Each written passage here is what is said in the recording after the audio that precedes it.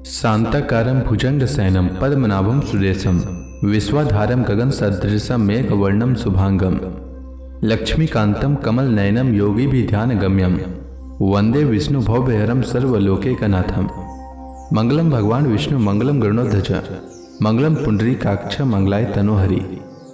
ओम नमो भगवते वासुदेवाय।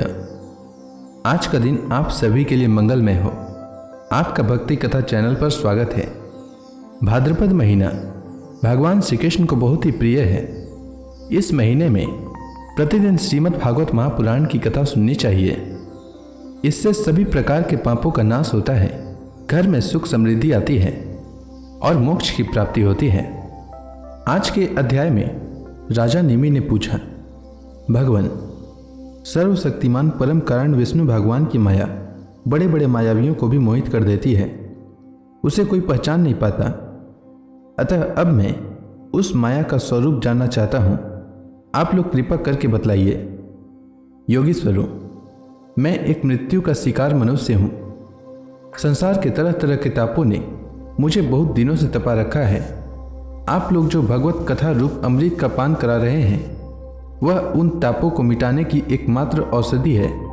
इसलिए मैं आप लोगों की इस वाणी का सेवन करते करते तृप्त नहीं होता। आप कृपया और कहिए।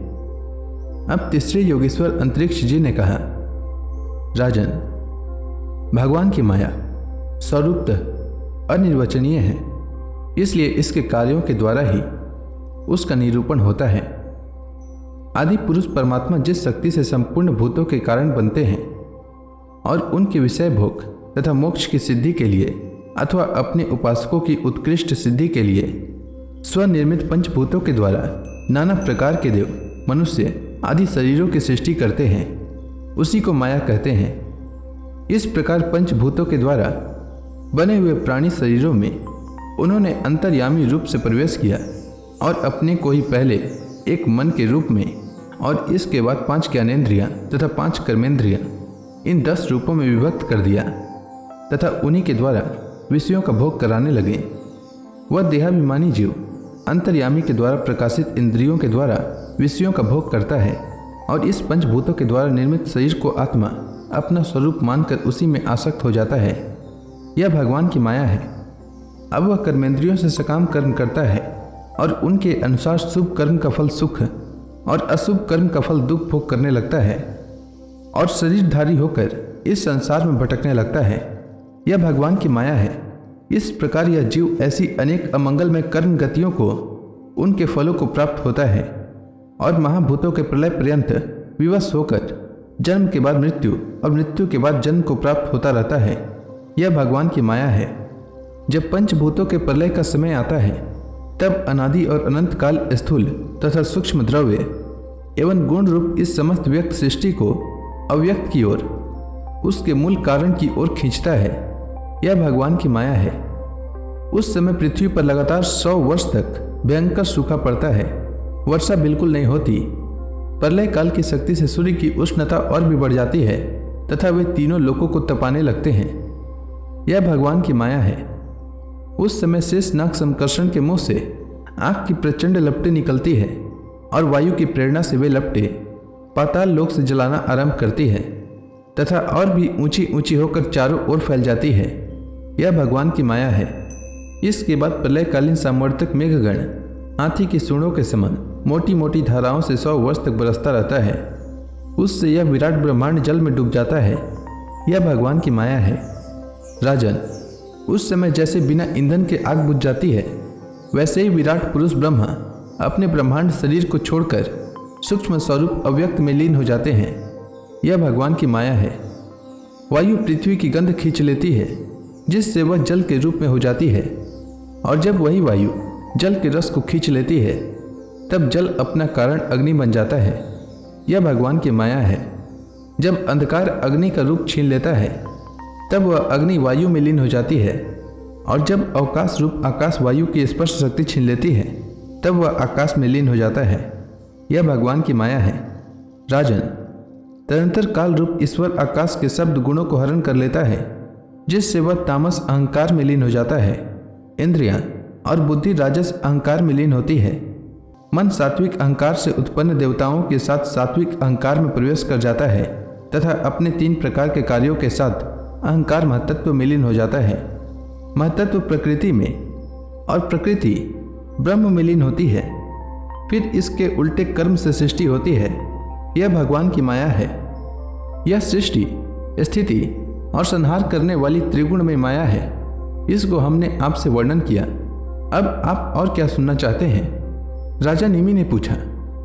महर्षि जी, इस भगवान की माया को पार करना उन लोगों के लिए तो बहुत ही कठिन है जो अपने मन को वश में नहीं कर पाए हैं। अब आप कृपा करके यह बताइए कि जो लोग शरीर आदि में आत्मबुद्धि रखते हैं तथा जिनकी समझ मोटी है, वे भी अनायास ही इसे कैसे पार कर सकते हैं? अब चौथे योगेश्वर प्रबुद्ध जी बोले, राजन, स्त्री पुरुष संबंध आदि बंधनों में बंधे हुए संसारी मनुष्य सुख की प्राप्ति और दुख की निवृत्ति के लिए बड़े बड़े कर्म करते रहते हैं। जो पुरुष माया के पार जाना चाहता है, उसको विचार करना चाहिए कि उनके कर्मों का फल किस प्रकार विपरीत होता जाता है। वे सुख के बदले दुख पाते हैं और दुख निवृत्ति के स्थान पर तीनों दिन दुख बढ़ता ही जाता है। एक धन को ही लो, इससे दिन पर दिन दुख बढ़ता ही है। इसको पाना भी कठिन है और यदि किसी प्रकार मिल भी जाए तो आत्मा के लिए तो यह मृत्यु स्वरूप ही है। जो इसकी उलझनों में पड़ जाता है वह अपने आप को भूल जाता है। इसी प्रकार घर, पुत्र, स्वजन संबंधी, पशुधन आदि भी अनित्य और नाशवान ही है। यदि कोई इन्हें जुटा भी ले तो इनसे क्या सुख शांति मिल सकती है? इसी प्रकार जो मनुष्य माया से पार जाना चाहता है, उसे यह भी समझ लेना चाहिए कि मरने के बाद प्राप्त होने वाले लोक परलोक भी ऐसे ही नाशवान हैं, क्योंकि इस लोक की वस्तु के समान वे भी कुछ सीमित कर्मों के सीमित फल मात्र हैं। वहाँ भी पृथ्वी के छोटे छोटे राजाओं के समान बराबर वालों से होड़ अथवा लाग डांट रहती है। अधिक ऐश्वर्य और सुख वालों के प्रति ईर्ष्या और द्वेष का भाव रहता है। कम सुख और ऐश्वर्य वालों के प्रति घृणा रहती है एवं कर्मों का फल पूरा हो जाने पर वहाँ से पतन तो होता ही है। उसका नाश निश्चित है। नाश का भय वहाँ भी नहीं छूट पाता। इसलिए जो परम कल्याण का जिज्ञासु हो उसे गुरुदेव की शरण लेनी चाहिए। गुरुदेव ऐसे हों जो शब्द ब्रह्म, वेदों के पारदर्शी विद्वान हों, जिससे वे ठीक ठीक समझा सकें और साथ ही परब्रह्म में परिनिष्ठित तत्वज्ञानी भी हों, ताकि अपने अनुभव के द्वारा प्राप्त हुई रहस्य की बातों को बता सकें। उनका चित्त शांत हो, व्यवहार के प्रपंच में विशेष प्रवृत्ति न हो। जिज्ञासु को चाहिए कि गुरु को ही अपना परम प्रियतम आत्मा और इष्ट देव माने, उनकी निष्कपट भाव से सेवा करे और उनके पास रहकर भागवत धर्म की, भगवान को प्राप्त कराने वाले भक्ति भाव के साधनों की क्रियात्मक शिक्षा ग्रहण करे। इन्हीं साधनों से सर्वात्मा एवं भक्त को अपने आत्मा का दान करने वाले भगवान प्रसन्न होते हैं। पहले शरीर, संतान आदि में मन की अनासक्ति सीखें, फिर भगवान के भक्तों से प्रेम कैसा करना चाहिए यह सीखें। इसके पश्चात प्राणियों के प्रति यथा योग्य दया, मैत्री और विनय की निष्कपट भाव से शिक्षा ग्रहण करें। मिट्टी, जल आदि से बाह्य शरीर की पवित्रता, छल कपट आदि के त्याग से भीतर की पवित्रता, अपने धर्म का अनुष्ठान, सहन शक्ति, मौन, स्वाध्याय, सरलता, ब्रह्मचर्य, अहिंसा तथा शीत उष्ण, सुख दुख आदि द्वंद्वों में हर्ष विषाद से रहित होना सीखें। सर्वत्र अर्थात समस्त देश काल और वस्तुओं में चेतन रूप से आत्मा और नियंता रूप से ईश्वर को देखना। एकांत सेवन, यही मेरा घर है ऐसा भाव न रखना। गृहस्थ हो तो पवित्र वस्त्र पहनना और त्यागी हो तो फटे पुराने पवित्र चिथड़े। जो कुछ प्रारब्ध के अनुसार मिल जाए उसी में संतोष करना सीखे।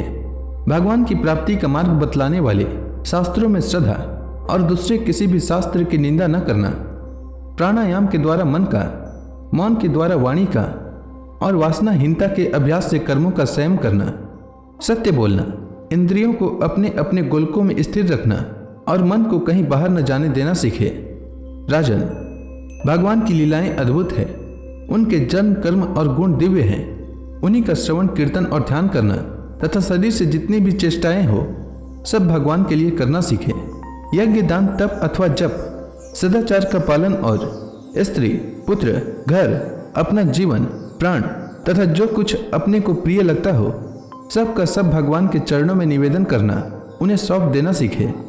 जिन संत पुरुषों ने सच्चिदानंद स्वरूप भगवान श्री कृष्ण का अपने आत्मा और स्वामी के रूप में साक्षात्कार कर लिया हो, उनसे प्रेम और स्थावर जंगम दोनों प्रकार के प्राणियों की सेवा, विशेष करके मनुष्यों में भी परोपकारी सज्जनों की और उनमें भी भगवत प्रेमी संतों की करना सीखे।